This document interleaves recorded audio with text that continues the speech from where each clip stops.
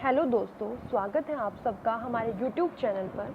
आज के इस वीडियो में हम बात करेंगे binomial model of option pricing. ये एक मॉडल है वैल्यू करने का, ऑप्शन की वैल्यू को कैलकुलेट करने का एक मॉडल है।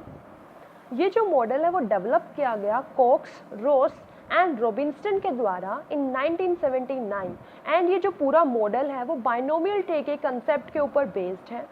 किसी भी स्टॉक का प्राइस जिसके ऊपर ऑप्शन को क्रिएट किया गया है वो डिफरेंट पाथ फॉलो करता है फ्यूचर के अंदर। पाथ मीन्स वो अपवर्ड भी मूवमेंट शो कर सकते हैं या डाउनवर्ड मूवमेंट शो कर सकता है। आने वाले टाइम पीरियड में वो अप भी जा सकता है, वो डाउन भी जा सकता है।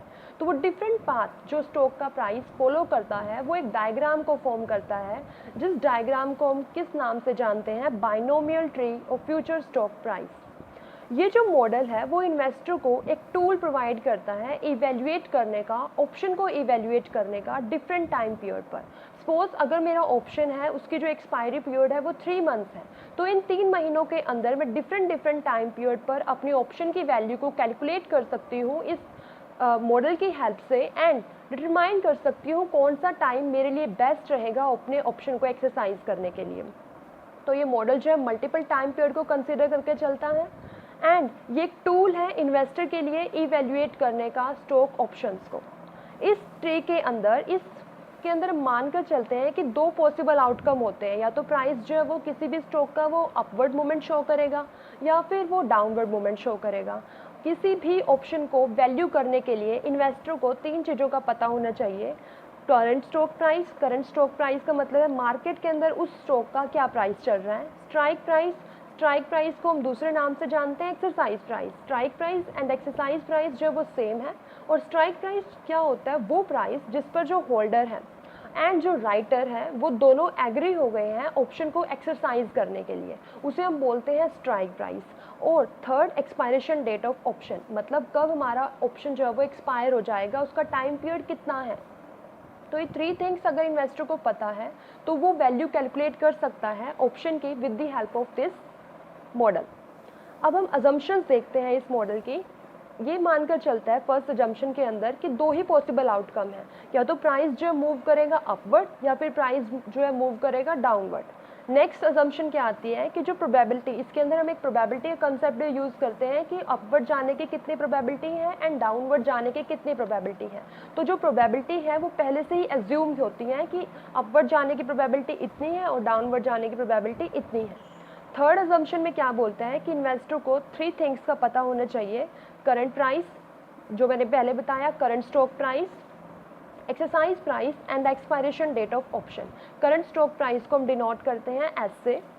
फोर्थ अजम्पशन में क्या बोलता है, risk free rate of return is assumed and remain constant. Risk free rate कौन सी होती है, वो रेट जो हमें गवर्नमेंट सिक्योरिटीज़ के ऊपर मिलती है और जिसके अंदर जो रिस्क होता है बहुत ही मिनिमम होता है, ना के बराबर होता है। तो ये यहाँ पर जो RF है, risk free rate of return है, वो एज्यूम की गई है एंड वो कांस्टेंट है।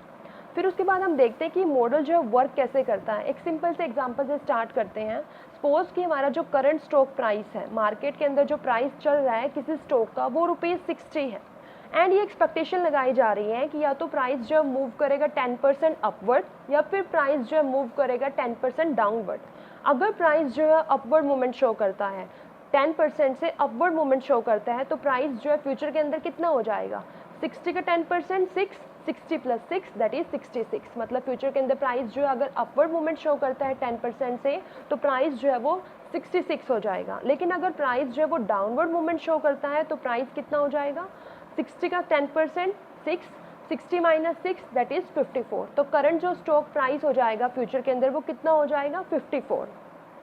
यहाँ पर जो 60 से लेकर 66 तक जो प्राइस की मूवमेंट है उसे हम बोलते हैं अपवर्ड मूवमेंट एंड जो 60 से 54 तक जो प्राइस की मूवमेंट हुई है उसे हम बोलते हैं डाउनवर्ड मूवमेंट। और यहाँ पर जो P है वो डिनोट करता है प्रोबेबिलिटी, अपवर्ड जाने की कितनी प्रोबेबिलिटी है, एंड 1 - P डिनोट करता है कि डाउनवर्ड जाने की कितनी प्रोबेबिलिटी है। सपोज अगर मैंने एज्यूम किया अगर प्रोबेबिलिटी जो है अपवर्ड जाने की वो 0.6 है, तो जो प्रोबेबिलिटी है डाउनवर्ड जाने की वो कितनी हो जाएगी 0.4, because P plus Q is equal to 1, मतलब probability of happening of an event plus probability of not happening of an event is equal to 1। अगर किसी इवेंट के होने की प्रोबेबिलिटी, अपवर्ड जाने की प्रोबेबिलिटी जो है प्राइस की, अगर वो 0.6 है तो प्रोबेबिलिटी जो है नहीं जाने की कितनी होगी 1 माइनस 0.6 दैट इज 0.4। अब हम एक यूरोपियन कॉल ऑप्शन को कंसीडर करके चलते हैं। दो टाइप के ऑप्शन होते हैं, American call option and the European call option. American call option कौन सा होता है जिसको हम एक्सरसाइज कर सकते हैं, किसी भी टाइम पर एक्सरसाइज कर सकते हैं एक्सपायरेशन डेट से पहले। और यूरोपियन कॉल ऑप्शन जो है वो ऑप्शन होता है जो एक्सरसाइज होता है एक्सपायरी डेट पर ही एक्सरसाइज होता है। तो हम ऐसे ही ऑप्शन को लेकर चले हैं, यूरोपियन कॉल ऑप्शन जो एक्सरसाइज डेट पर ही क्या होगा एक्सरसाइज होगा, एक्सपायरी डेट पर ही एक्सरसाइज होगा। तो हम यहाँ पर मानते हैं कि जो एक्सरसाइज प्राइस है, यानी जो होल्डर और राइटर के बीच में जो प्राइस डिसाइड हुआ है एक्सरसाइज प्राइस, वो 62 है और हमारा जो ऑप्शन है वो एक्सपायर हो जाएगा 1 मंथ के बाद। और स्टॉक का प्राइस जो है मूव कर जाता है ₹66, मतलब एक्सरसाइज प्राइस जो डिसाइड हुआ है बायर के बीच में एंड सेलर के बीच में वो 66 है, सॉरी 62 है। उससे पहले ये देखो कि ऑप्शन जो है वो 2 टाइप का होता है, call option and the put option. Call option क्या होता है, कॉल ऑप्शन के अंदर जो आपका बायर है उसके पास राइट टू बाय होता है, एंड पुट ऑप्शन के अंदर आपके बायर के पास राइट टू सेल होता है। अगर मैं बात करूं कॉल ऑप्शन की, तो हम कॉल ऑप्शन को एक्सरसाइज कब करते हैं, हम किसी भी ऑप्शन को एक्सरसाइज कब करेंगे, मतलब कॉल ऑप्शन का मतलब हम परचेज की बात कर रहे हैं, तो हम किसी भी चीज़ को परचेज कब करते हैं। यहाँ पर हमारे पास 2 ऑप्शन है, या तो हम ऑप्शन को एक्सरसाइज कर लें या फिर हम सेम स्टॉक को मार्केट से बाय कर लें। तो हम ऑप्शन को एक्सरसाइज कब करेंगे, जब हमें वहाँ पर सस्ता मिल रहा होगा as comparison to the market. तो हम परचेज करेंगे, कॉल ऑप्शन को एक्सरसाइज तब करेंगे जब हमारा जो एक्सरसाइज प्राइस है वो कम होगा as comparison to the current stock price. जब हमारा करंट स्टॉक प्राइस जो है वो ज़्यादा होगा एक्सरसाइज प्राइस से, तब हम कॉल ऑप्शन को एक्सरसाइज करेंगे। तो यहाँ पर जो हमारा करंट स्टॉक प्राइस है वो तो करंट स्टॉक प्राइस तो कितना है 66, मार्केट के अंदर जो प्राइस चल रहा है वो तो 66 चल रहा है, लेकिन जो exercise price holder and writer ने डिसाइड किया हुआ है वो कितना है 62, एंड जो ऑप्शन है वो एक्सपायर हो जाएगा 1 मंथ के बाद। तो यहाँ पर मैं अपने ऑप्शन को एक्सरसाइज कर लूँगी, क्योंकि यहाँ पर मुझे अपने ऑप्शन के अंदर जो प्राइस मिल रहा है वो कम मिल रहा है, एक्सरसाइज प्राइस मेरा कम है। अगर मैं मार्केट से सेम स्टॉक को परचेज करती हूँ तो मुझे वहाँ पर महंगी पड़ रही है, तो मैं ऑब्वियसली है ना कि मैं उस ऑप्शन को एक्सरसाइज करूँगी। तो यहाँ पर जो वैल्यू है ऑप्शन की वो क्या है 4 कैसे निकल कर आई, करंट स्टॉक प्राइस में से मैंने एक्सरसाइज प्राइस माइनस कर दिया। करंट स्टॉक प्राइस क्या था 66 एंड एक्सरसाइज प्राइस क्या था 62, तो 66 माइनस 62 दैट इज 4। तो वैल्यू जो है वो ऑप्शन की कितनी है 4। अगर स्टॉक प्राइस जो है वो 66 के बजाय 54 चला जाता है, मतलब डाउनवर्ड मूवमेंट शो करता है, तो यहाँ पर जो हमारा करंट स्टॉक प्राइस चल रहा है वो कितना हो गया 54, और एक्सरसाइज प्राइस जो होल्डर और राइटर के बीच में डिसाइड हुआ है वो कितना है 62। क्या इस केस में मैं अपने ऑप्शन को एक्सरसाइज करूँगी, नहीं करूँगी, क्योंकि यहाँ पर मुझे मार्केट में सस्ता मिल रहा है as comparison to the option में तो मुझे 62 पे करने पड़ रहे हैं, लेकिन अगर मैं मार्केट से परचेज करती हूँ तो मुझे कितना पे करना है 54 पे करना है। तो मैं ऑब्वियस है कि मैं कहाँ से बाय करूँगी, मार्केट से बाय करूँगी। तो यहाँ पर जो ऑप्शन की वैल्यू है वो क्या हो जाएगी 0 या फिर नील। तो हमने ऑप्शन की वैल्यू कैलकुलेट करना सीखा कि करंट स्टॉक प्राइस में से अगर मैं एक्सरसाइज प्राइस माइनस कर दूँ तो वैल्यू आ जाएगी किसकी, ऑप्शन की। देन इस मॉडल की क्या इंपॉर्टेंस है, सिग्निफिकेंस क्या है इस मॉडल की।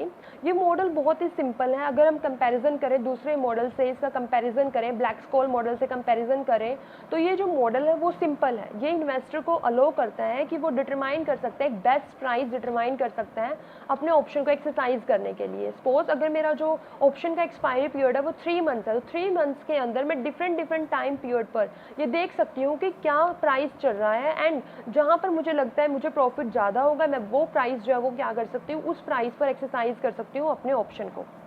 ये हेल्प करता है डिटरमाइन करने में बेस्ट टाइम और price to exercise the option. इस मॉडल के अंदर कोई भी आर्बिट्रेज नहीं होता। आर्बिट्रेज जो एक स्ट्रेटजी है प्रॉफिट को अर्न करने की, इसके अंदर जो आपका इन्वेस्टर है वो दो मार्केट के अंदर डील करता है, जहाँ से उसे सस्ता मिलता है वहाँ से परचेज कर लेता है, एंड जहाँ उसे महंगा लगता है कि बिक सकता है वहाँ पर जाकर सेल कर देता है, और वो जो डिफरेंस है परचेज प्राइस और सेलिंग प्राइस का, वही उसका प्रॉफिट होता है। लेकिन इसके अंदर आर्बिट्रेज होता ही नहीं है, तो जो आपका इन्वेस्टर है वो डिटरमाइन करता है, बेस्ट प्राइस को डिटरमाइन करता है एंड होल्ड करके रखता है अपने ऑप्शन को जब तक उसे बेस्ट प्राइस नहीं मिल जाता। देन इस मॉडल के एडवांटेजेस आते हैं। ये जो मॉडल है वो मल्टीपल टाइम पीरियड जो है प्रोवाइड करता है इन्वेस्टर को डिटरमाइन करने के लिए ऑप्शन की वैल्यू को।